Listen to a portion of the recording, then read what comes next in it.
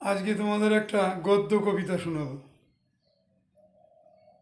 যা শুনতে অনেকে ভালোবাসে। সেই গদ্য কবিতা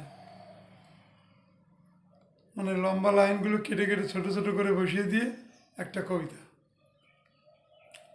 এই পৃথিবী অস্ত্রের ভারে ক্লান্ত, মহাদানবের উল্লাসে সন্ত্রস্ত, দাম্ভিকতায় ছিন্ন ভিন্ন পৃথিবীর সুর, স্বার্থপরতা হিংসাবৃত্তির ক্রূর গর্জন, অশান্তি সিন্ধু মন্থনে ওঠে ধ্বংসের লেলিহান শিখা, সৃষ্টি না আসা ধ্বংসের সৃষ্টি বেড়ে চলে।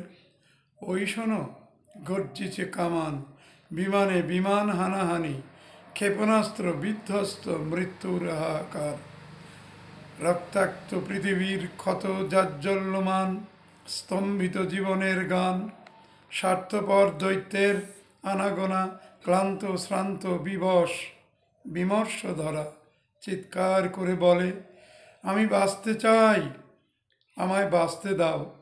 রক্ত পান করেও মেটেনি পিপাসা, আরও রক্ত চাই।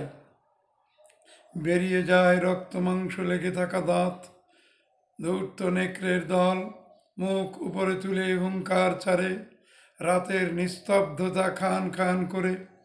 হায়নার কুটিল হাসি রাতকে করে তোলে আরও গভীর ভয়াবহ। শুনতে পাচ্ছ রক্তচোষা বাদুড়ের দল কেমন ডানা ঝাপটায়, সেই শব্দে বুকের রক্ত হিম হয়ে আসে।